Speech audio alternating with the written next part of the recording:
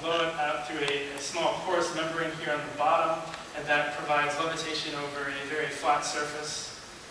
You can use several varieties of surface, very polished granite or metal. We currently use a plate of safety glass to provide this surface for the bearings, which levitate at about 5 microns above the testing surface. The mounting of these bearings is fairly important. As we developed these vehicles, we determined that they are very sensitive to alignment issues. So we decided on using spherical mounting joints, which provide the greatest freedom of motion for these bearings to self-align. You can see 2 of the 3 spherical joints for the bearings here. When the cube is rested on the testing surface, they will be supported solely by this small sphere here.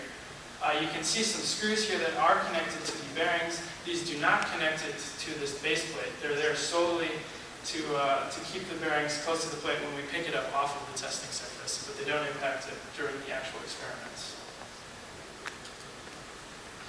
The base also contains the gas system. We use CO2 cartridges, either 12 or 16 gram cartridges, just both very commonly available sizes.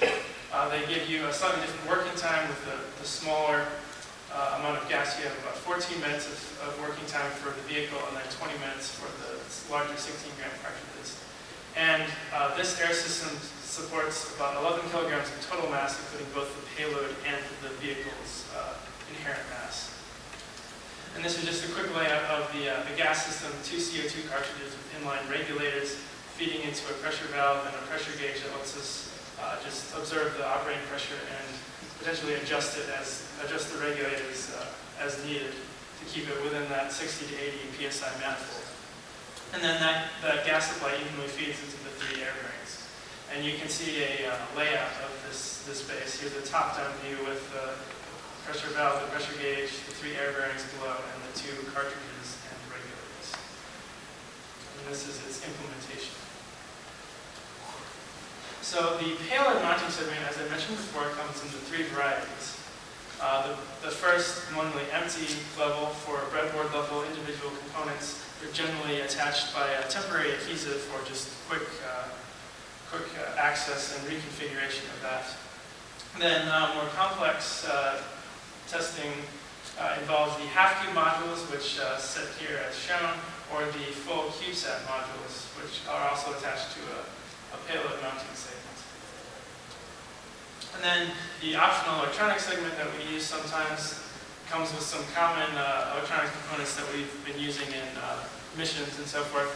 Generally, it has an Arduino microcontroller with built-in Bluetooth communications, up to 18 volts of battery power, and a solderless breadboard, so we can put individual electronic components that may be required to use some of the actuators that we mount on the component level payload segment.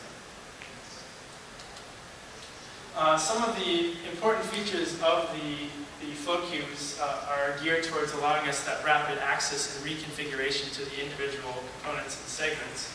The first part of that is the quick release mechanisms.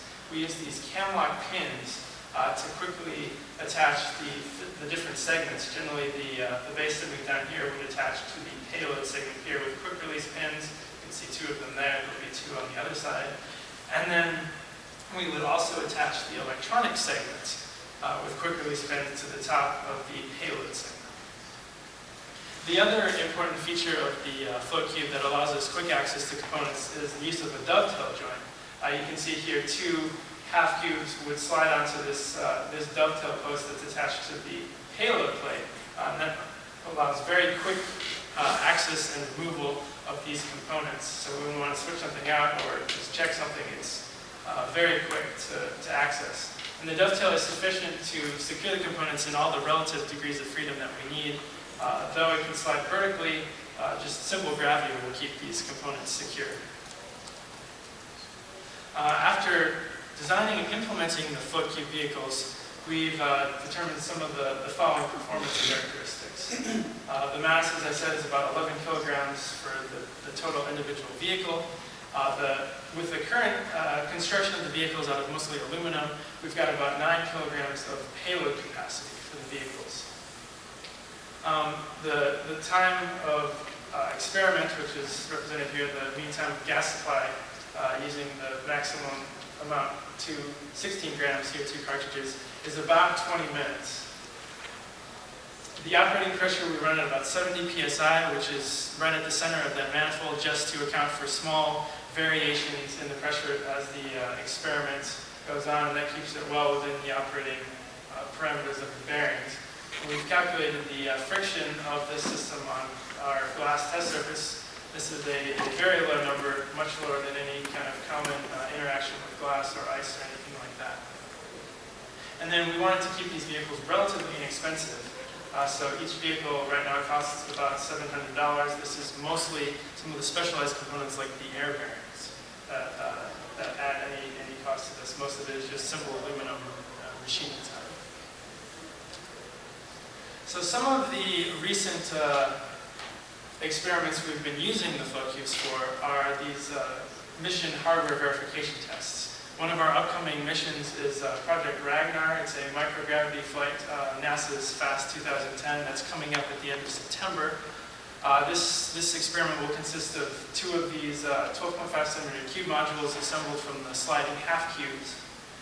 These modules will perform a docking and reconfiguration routine based on the Flux pinned interface.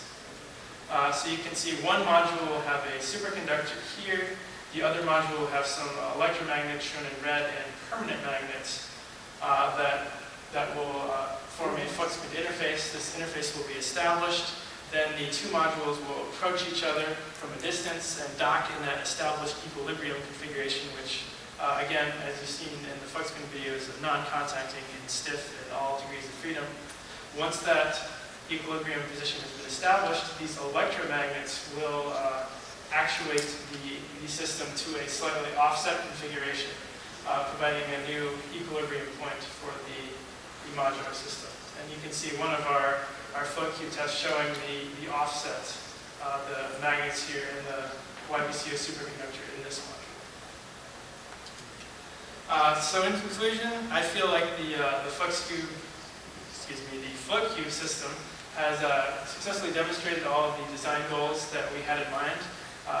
The ease of access allows us to quickly implement flux pinning mechanism tests.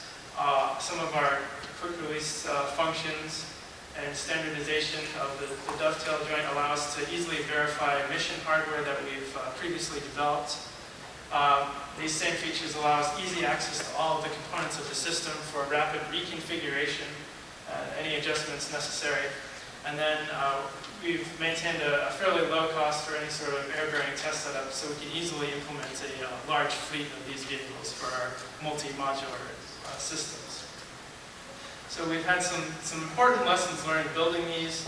Several steps are needed to optimize the vehicles, just common things like checking the air system, doing extensive tests to make sure there's no leaks, making sure the air bearing membranes are very clean.